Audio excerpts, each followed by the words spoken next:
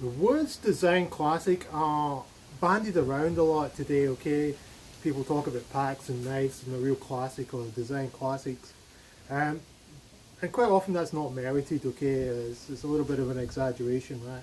When we use the words design classic to describe the Trapper Nelson pack, it's almost an understatement, right? Okay, this is just the design classic in every sense of the word. Okay, and this pack really did a lot in the 1920s and 1930s and beyond to open up the outdoors for a whole generation of people living in North America. Okay, now personally, I'm somebody who is quite into different pack designs and different ways of conveying gear in the bush, swags and bedrolls and that kind of stuff. And I've got quite a good collection of vintage packs from different eras, okay? And when I think about this pack, I think about 1920, you couldn't do much better, okay, than this, right? With the materials that were available at that time, with the kind of knowledge that was available, um, I think this is probably one of the best packs you could get across the world. All right, it's just an amazing design. It's just a little bit of a leap, okay. At the time this was made, you've got to remember that most packs that were commercially available in the United States of America were frameless packs, okay, like Duluth packs or Frost River packs, okay. They were just canvas bags, okay. Have you ever used one of those packs like I have and it doesn't have any kind of frame? You have to be incredibly careful how you pack that. It's almost like an art form, all right. The introduction of a frame here sort of made the whole pack easier to use and made it incredibly comfortable. Okay. Now the story about this pack and what is often quoted about it and people tell you about this is Lloyd himself was on a business trip and then he had some time off and he was in Alaska and he went on a trip to the mountains, okay, and he borrowed an indigenous pack, okay, that was an Inuit pack, and this original pack, it was an original Indian pack board. It would have been a bit of willow, around about that size, and over it was stretched seal skin. All right. Sometimes you see them stretched with buckskin. All right, but apparently this one was seal skin. Um, and Lloyd Nelson himself borrowed this pack from one of the locals to use in this mountain trip, but it really disagreed with him. He found it was an uncomfortable design, okay, and he started to kind of get this idea of this pack that he wanted to make, okay, and when he got back home, he, essentially did what they would call now research and development and testing. All right, he went into the hardware store. He got the wood, he got the rope, the eyelets, all the bits and bobs, the leather, and he started making packs. He had this idea of this frame stretched over a bit of canvas, and he learned how to sew, and he started to make these packs, okay. And a lot of them went in the fire, the early ones, and eventually perfected his design, okay. And he took these packs and he went out in the local mountains and the local bush and he used them, all right. And that's one of the reasons why they work, all right, because they were well and truly tested at the sort of development stage, okay, as the terms we would use today, okay.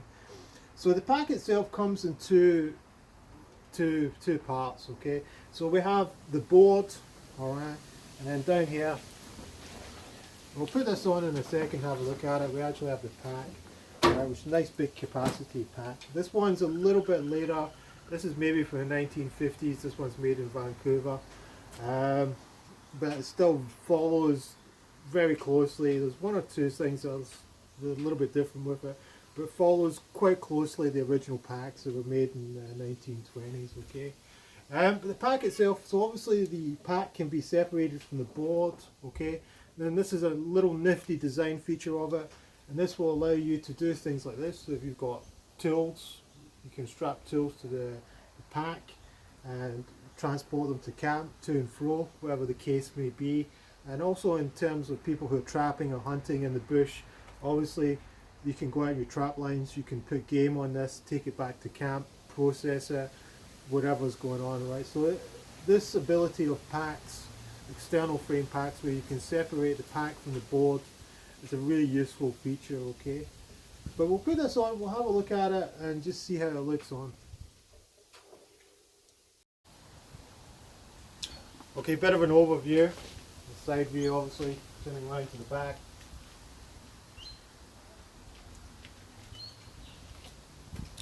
Very impressive piece of design for its era. I don't think there was much like it.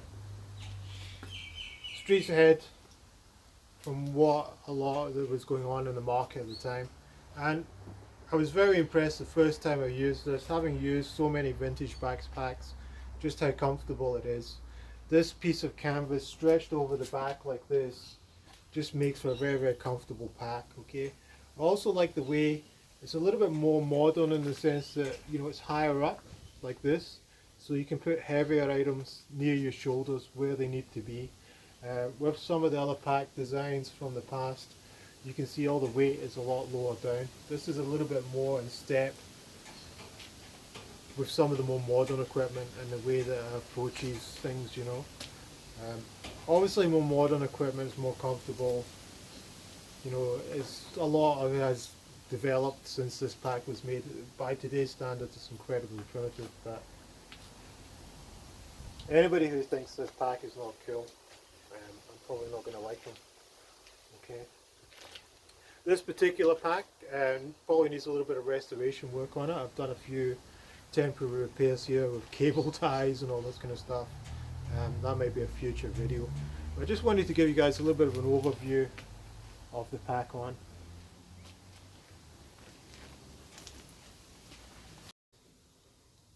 One of the things about the Trapper Nelson pack is that when you kind of read the history and look at the old photographs, the Trapper Nelson never really left America. There wasn't much of an export market.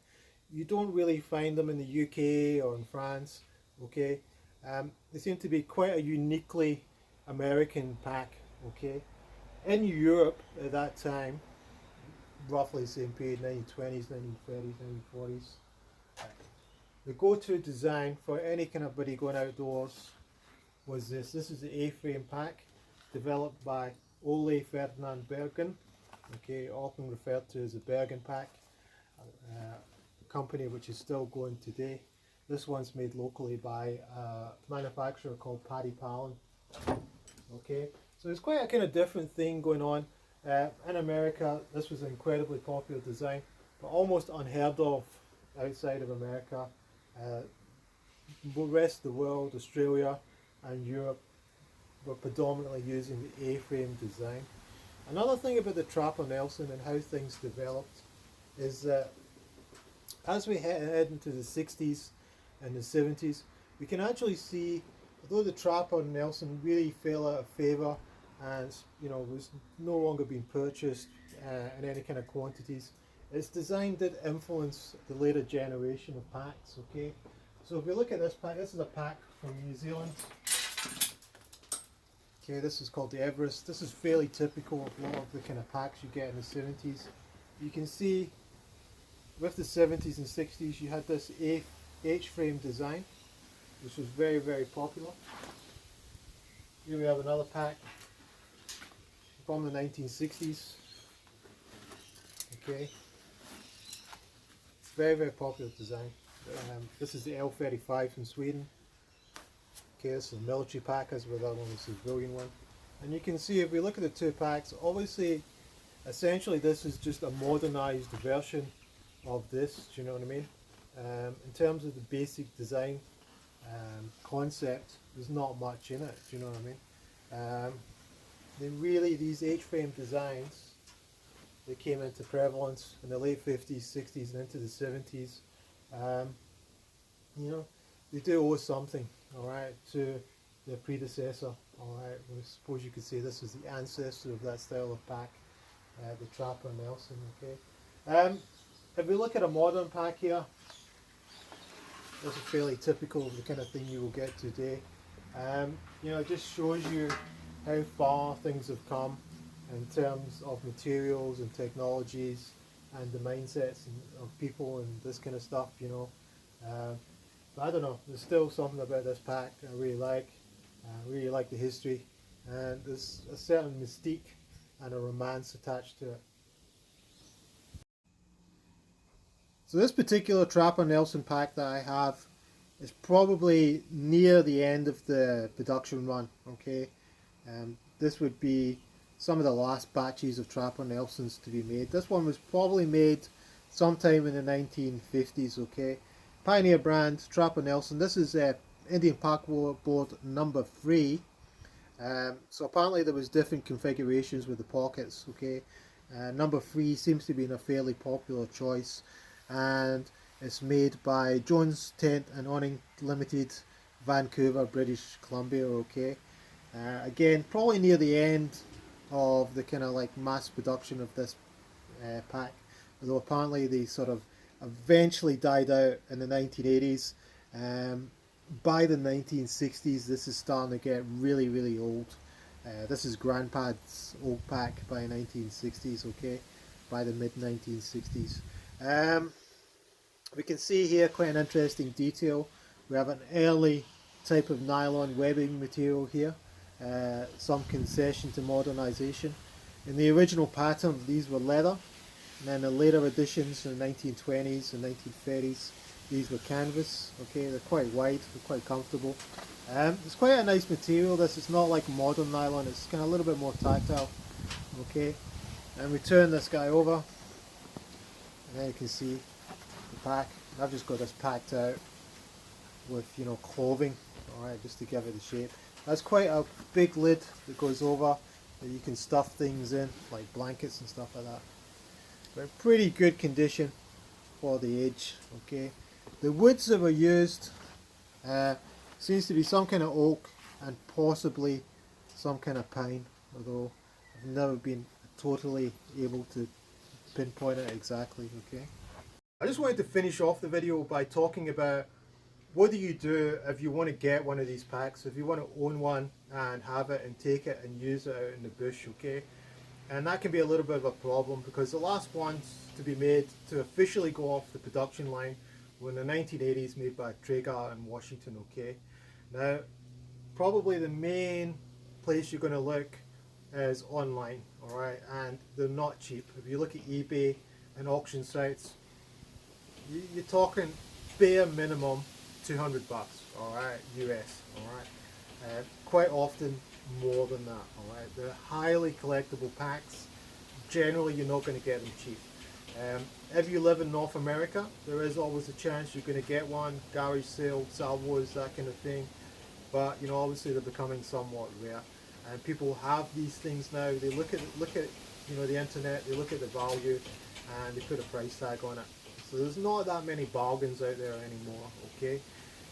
So looking online, you'll probably find this is the most common one, right? This is a Pioneer brand made in British Columbia, okay?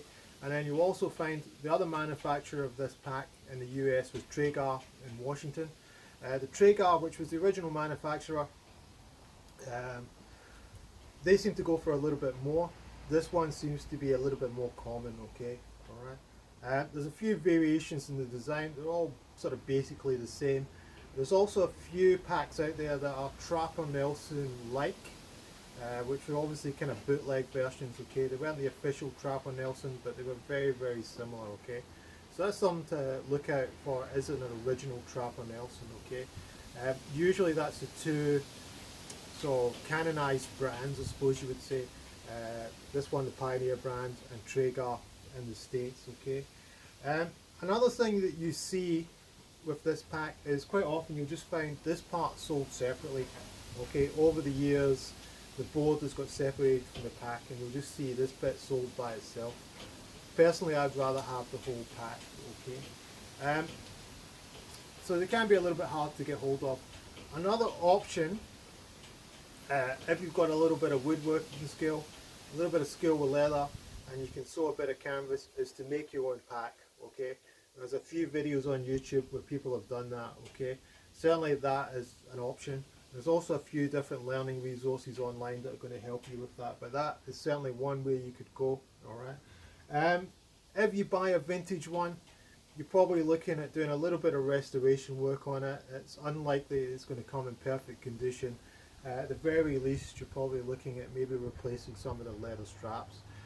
With these vintage packs, I've noticed it's often the leather that goes first. The other things seem okay, the canvas and the wood and the metal. usually wear a little bit better. The leather degenerates a little bit faster, okay, through neglect. But there you go. Hope you enjoyed the video. A little bit a look at what, again, is a true design classic, the Trapper Nelson pack.